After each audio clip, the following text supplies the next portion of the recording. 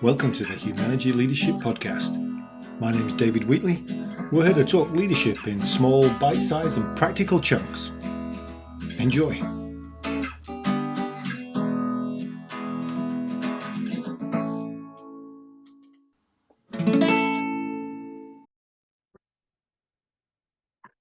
So this episode, I have a guest, Darja Gutnick, who is an entrepreneur, a leadership coach, and developing a tool called Bunch, which is available at various app stores, and you can go to bunch.ai in order to check that out.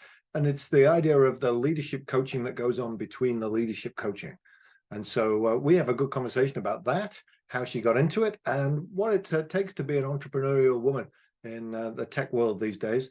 And she's got a fascinating history from Russia to Germany to the US, and so fascinating to talk to, and I think you'll enjoy. So welcome to this episode, and my guest is Darja Gutnick. So welcome, Darja. Hi, everyone. I'm so glad to be here. Thanks for the invite. And you're speaking to us from New York at the moment?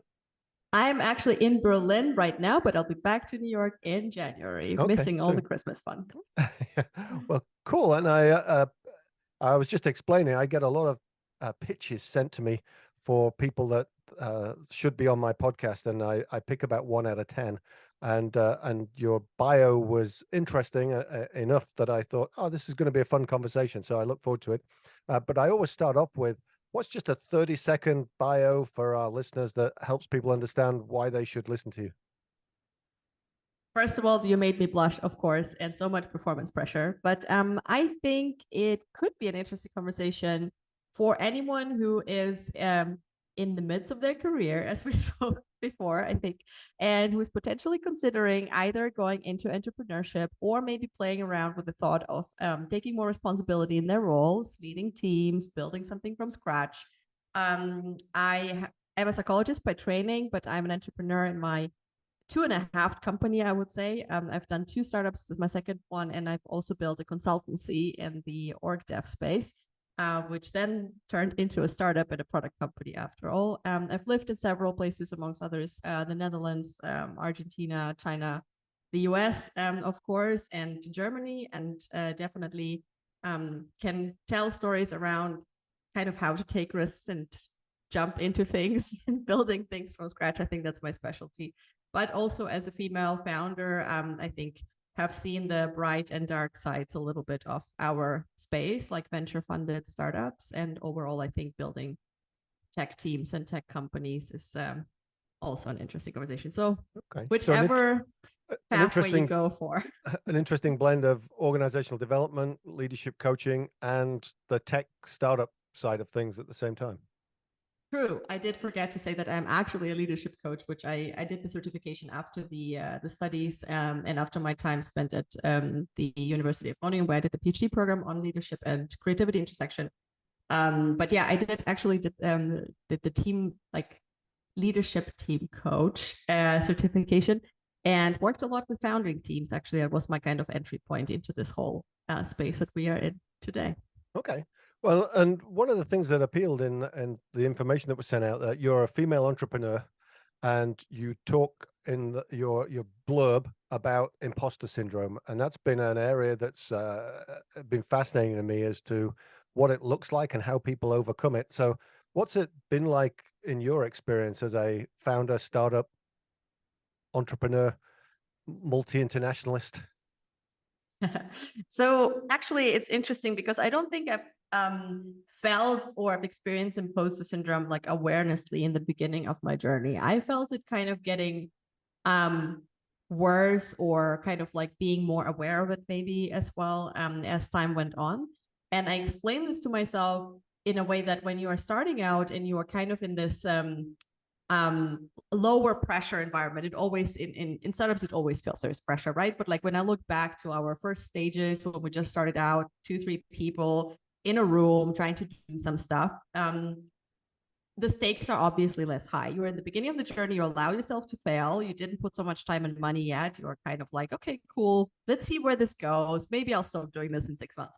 And we've been on this journey for 5 years now. We have over 10 people on the team. We raise substantial amounts of money. So the stakes are very different for me, obviously. So I think that awareness definitely drives more imposter syndrome. But I also am undecided yet around whether we actually have really improved supporting female entrepreneurs. I'm not quite sure, to be honest, but there's definitely more awareness on the topic. But when I look into like the specific situations that you face as a minority founder, I think there is still a lot of work to do and they still haven't gotten like much better. So maybe it's kind of a combination of higher stakes, but also facing those uncomfortable situations more often that then led me to believe or led me to realize, wait a minute, like it's when I compare my experience with my co-founder's experience, who's like a white, tall, blonde American.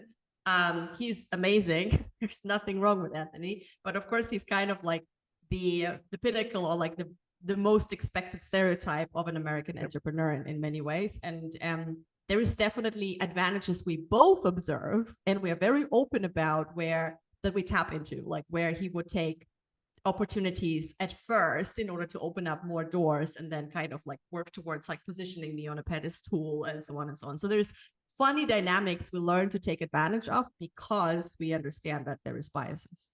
So the key there is to pay attention to it, and then you're taking advantage of it where you can, and it doesn't do any harm to have the tall white guy next to you on occasions. Definitely because not. you're operating in still a misogynist environment. Definitely not. I think I learned to take advantage of allyship of any kind. I think there's always silver linings. Like in this case, it's kind of the demographics, but in other cases, there's other allies, right? I think definitely being aware of it and acceptant of it is very important because I also feel before I was not aware. Then I became aware, but I didn't want to accept it. It felt uncomfortable. I felt like, yeah, I don't have that problem. Like it's all the other people. And once I started accepting it and started pushing myself to talk about it to my partner, to my co-founder, to my team, you make yourself vulnerable, right? Like you go out there and you're like, yeah, I've experienced this too. And then we even wrote about it with the team and so on. So it took a few steps for me to really get to a place where I'm accepting it. And even that felt imposter. I felt like maybe I'm telling myself these stories. It's really not that bad. Like it's just like over exaggeration. Like I've lived with this forever right now. Like I just have to shut up and keep going. Yeah. And I still have that dialogue sometimes, but I think when you actually accept it, you can understand situations in a different way and you can basically see these biases as a neutral roadblock. So I also learned not to judge it. Like I judge it when I'm with my friends or when I think about politics or when I think about my life from like a helicopter point of view and I make decisions around where I want to live, what I want to do, what I want to fight for. But when I am in the actual situation, like when I'm asking investors for money or I'm trying to give critical feedback to a male colleague or something like that, then I'm on purpose trying to kind of not judge the fact that things are what they are. I'm accepting that they are what they are. Probably this person is thinking this and that, or like yeah, I'm almost sometimes pushing myself to kind of like imagine and accept the fact that there might be biases at play in the situation and prepare myself for it. And when the situation doesn't turn out as badly as it might have, I'm kind of positively surprised and like we move on. So I think it's better for me personally to kind of maybe assume the worst sometimes, even though I am aware that this also contributes to biases, obviously. It's the old plan for the worst, hope for the best, isn't it? But unfortunately, there still is bias. And I love your hint of the more we think about it, the more we prepare for it, the more we can overcome it, and the more we can be surprised by the lack of it. Yeah, that's absolutely true. You also mentioned the last 5 years, the increased stakes and the seriousness of something. You've started a project in the last 5 years that you've sought investor help for. Just paint us a quick picture of what that project is so that we get a context. Yeah, so Bunch is the workplace ally for every professional out there that is supposed to help you like 24/7 when you have weird triggering situations at work that you don't feel comfortable asking about to anyone else, like your boss or your colleagues or whatever. And you could kind of like imagine it as an AI coach to a degree. And the idea behind it is, as a coach myself, I had the feeling that no matter how many days I sell, I will never be enough there for my clients. I'll never be really truly available 24/7. And those of you that do coaching on WhatsApp, etc., know this feeling where you kind of like always have the feeling you kind of need to be available because they really need the support, but at the same time you also have a family and a life, and like how to balance this all. So I think that was the original kind of like thought, is that I can maybe build an engine and a machine that kind of ingests these ideas from all the experts around the world and structures it and delivers it to those that need it and maybe can't afford a human interaction yet either, because we all know how inaccessible coaching still is, but we all kind of need it, right? So that was the original idea. We actually started out as a B2B company though. So like 4.5 to 5 years ago, Anthony and I teamed up on this idea of like building something like that, a platform that would make this topic more accessible, productize the knowledge and so on, and sell it to companies. And we did for the first 2 years. And then we learned that if you, as a new business, focus on the buyer's needs, you end up building for the buyer, which in our case was an HR leader or an executive. And we noticed that there is very different needs between the buyers and organizations and the actual users. So new managers or wannabe managers, people that want to step up in organizations. And we really struggled to balance kind of like building for both because their needs were so opposing each other in many ways. Yeah. And in 2019, we had this turnaround. We want to go bottom up. We really want to make a difference for the learner, for everyone out there that is building a career, that is trying to step up for their teams and is trying to grow. And we won't stop until we make those people happy, because they're really underserved still. This like middle layer in organizations, as some of you that work in that layer probably are familiar with, the team leads, the department heads. They don't get the same attention as executives get. There's not enough budgets for giving coaching to all these people. But at the same time, they have all these expectations from the new talent moving in. So these people are really struggling still in their jobs and in their roles, are mostly underprepared for it. And so we really like seized this opportunity and said, wow, we can build a product for those people and give it directly to them. So why don't we actually create a consumer app that targets professionals at work? Because we're also just humans, consumers at work. And that was, I think, one of the best decisions we ever made. So now we are serving over 70,000 managers and wannabe managers around the world, and mostly in the US and Europe, but we have a lot of users in India as well. And it's really nice to see how needed it actually is. So that kind of was our passion project for the past 5 years. So your kind of mantra is become a better leader in 2 minutes a day, and it's complementary to the kind of work that we might do, which is face-to-face coaching, as well as providing an on-ramp for people who can't afford or don't have access to the face-to-face coaching. Exactly correct. So we don't see ourselves as a replacement for human coaching. We see ourselves as an extension for those moments when the human coach is not available, but also for those that don't have the access to a human coach yet. So coaches work with us mostly because they see the opportunity to tap into new markets and also kind of like warm up and build audiences with truly interested, like niche audiences in that vertical. Because in comparison to a LinkedIn, where of course, most of us have some sort of following and connections in a network, Bunch users come to Bunch in order to receive very targeted advice for all these uncomfortable and challenging situations they face at work every day. So if you position yourself as an expert in those moments, it really has this magical feeling of like, without XYZ and Bunch, I wouldn't have ever resolved the situation so quickly. And it took me a few minutes to actually get through it. So this is kind of I think the effect we're going for. And for our coach customers or partners, that allows them to actually start relationships, which then of course can go into actual interactive coaching, and in many ways they do. But yeah, so we're at the beginning of a journey typically. And this is bunch.ai. This is bunch.ai, but you can have a look at exactly. You can also find it in the App Store if you look for Bunch Leadership or Bunch Work. And you follow a similar pattern to us, because we've found that we often get pulled into an organization through the operations side because they're not getting the help that they want from HR. And so then one of our challenges is we have to then build a bridge back to HR.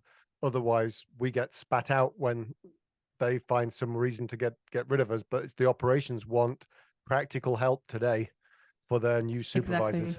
And exactly. So I think the interesting like a world of product and product-led growth in comparison to service. And I know exactly what you're talking about, kind of thinking back of our consultancy days. You kind of have to make friends with all these stakeholders on your map in order to like not be kicked out in the budget review and stuff.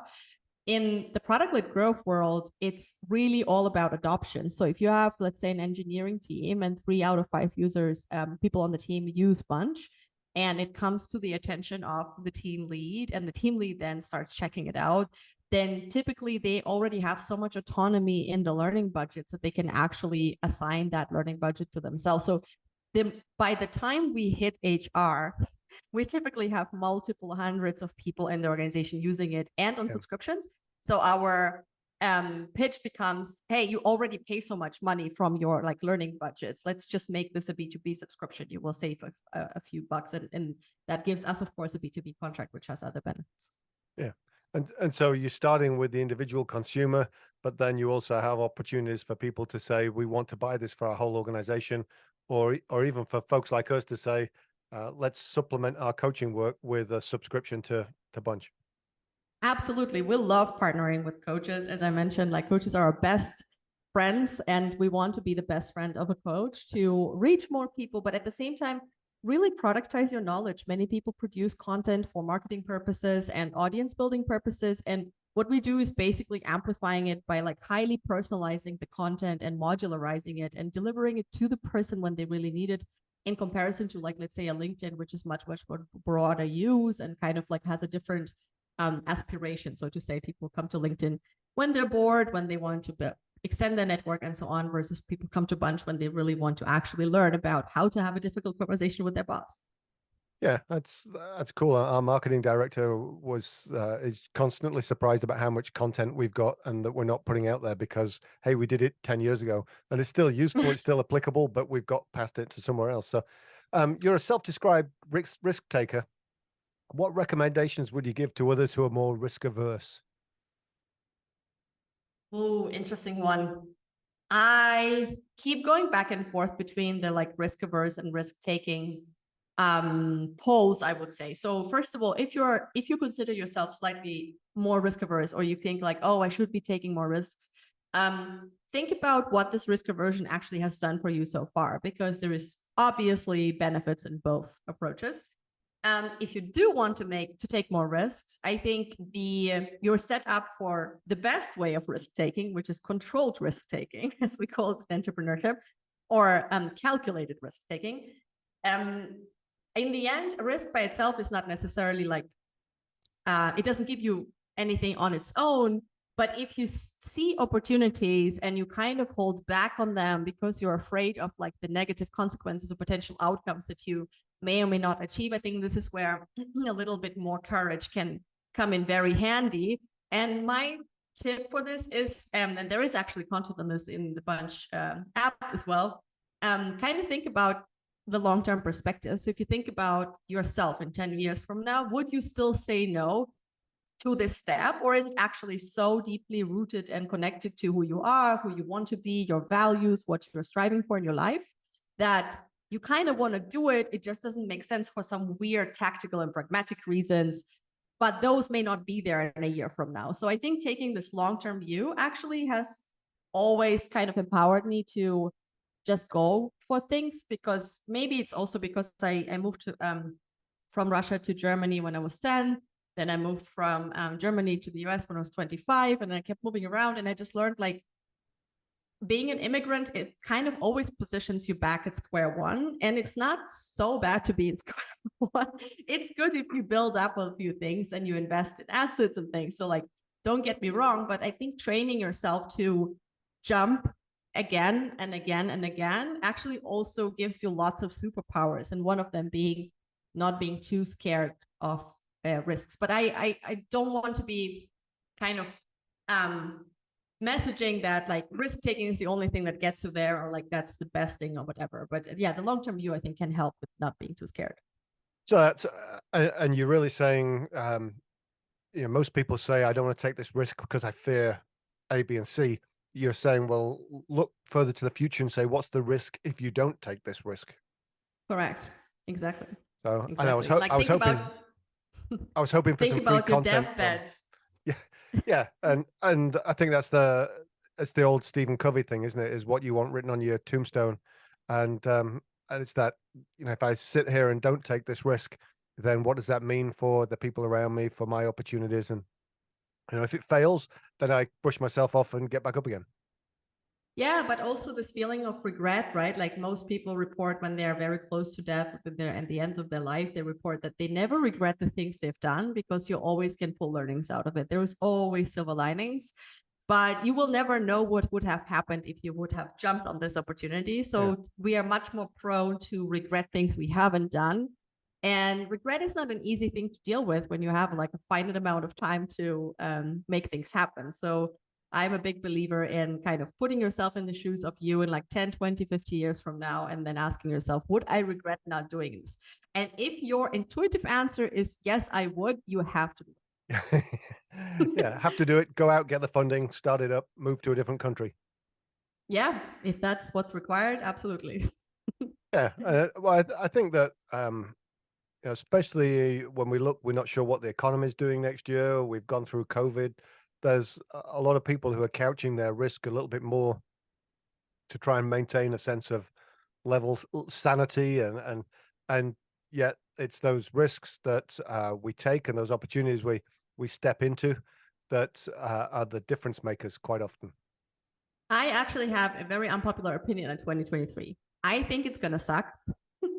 As in, maybe like, more people hope like, oh, no, it's going to be great. It's going to be not as bad as everyone says. I think it's going to suck. My first job was in 2008 and it did suck and it will suck again.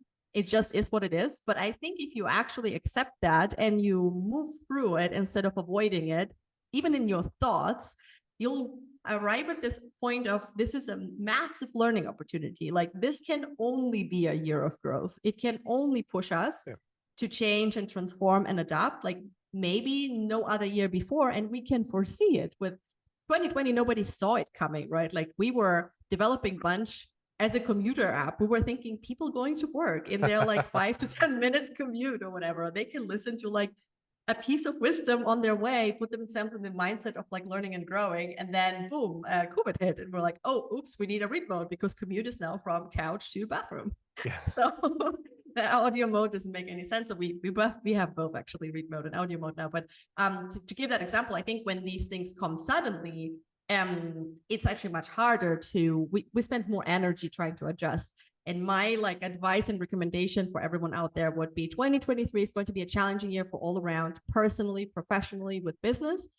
This doesn't mean you shouldn't take risk. In fact, it will require you to take more risk, but in a more calculated way. But it will also allow you to leverage more growth opportunities. So you actually, I hope and think, you'll look back in 2023 and think that you made more progress than ever before because of how challenging it was. Right. So there's a bit of a theme to your message in some ways, which goes back to that hope for the best, plan for the worst. And that planning for the worst, then take that as an opportunity. So if it does go there, this is an opportunity to learn, opportunity to grow, opportunity to pivot in a different direction potentially. And I think that's a challenge for many people, isn't it? That when some force is coming at them, they tend to hunker down and say, this force is happening to me, I can't do anything about it. What you're saying is, look to see what you can do. Look to see how you step to one side and take advantage of it. It feels like sailing, the wind's blowing in the wrong direction. Well, what can we do? And let's see if we can make some headway in going roughly in our right direction at least. And if not, let's learn something. Exactly. We call it take the lead at Bunch. That's kind of our hashtag at this point. We all get opportunities to take the lead many times a day, many times a week, and a month. And all I'm saying is it's in a way, it's the same as this year or previous year. If you do take the lead, you'll have more opportunities to learn from them or succeed from them. There's only like 2 ways to go. But if you actually hold back and you kind of like don't take the lead and you stay in the background, you don't lean in, you kind of just like slow things down. So it's not like you will actually get less negative outcomes or whatever. It's just you'll not progress as fast. And sometimes that's also okay. Like I wanted to mention that positioning yourself to grow in 2023, especially as a business owner or a leader of a team, also means thinking about supporting your team and thinking about how can you support them. Because if it's a growth opportunity, it's going to be a growth opportunity for all. So everyone will be stretched. And since you are responsible for providing guidance and safety for those people around you and your customers, you need to think harder, like more in scenarios of planning. Going back to the like, hope for the best, plan for the worst, it'll require more scenario planning on your end. So don't get me wrong, I'm not saying like, oh, it's going to be also great. It'll be great because it will feel like you've really, run like a good race, but you have to plan the race as well. Yeah, you've done the work. Exactly. Yeah. And I like that be the leader kind of call to action. And the way we would frame it is that leadership's about the choices we make that influence the people around us. And so it's that step into that space and make choices that positively influence the people around us, no matter what else is happening. Wow, this is like super in line with how Bunch defines leadership. We define it as a set of behaviors that impacts yourself and others in a positive way. There you go. We see. I knew we were aligned. So tell us where we can find out more. Bunch.ai or on the App Store, or if you want to connect and follow my founder journey as well, or ask any questions around what it's like to be a VC-backed startup or entrepreneurship overall, or building products, I'm always happy to nerd out. You can find me on LinkedIn with my name. And I think you'll be linking it in the copy, in the show notes anyways. And also on Twitter still. I'm kind of deliberating whether how long I'll stay there, but for now I'm still there under Darja Gutnick, and let's see how long. Yeah, well, I'm off of Twitter, but we've got to get the organization off next. Darja, thanks very much. I'll put some links in the show notes for folks, and I look forward to seeing your 5-year work and investment pay off and potentially partnering with you in the future. Sounds amazing. Thank you so much for the great chat. So that was Darja Gutnick, and she is at bunch.ai for further information about that tool, and you can check it out. And I said it's really about the how do I look for coaching between the coaching and see what can supplement it. We'll have a look and see, and I've got a conversation with Darja in 2023 to see what that would look like to partner more broadly. So I will keep you up to date with that. Thanks for listening.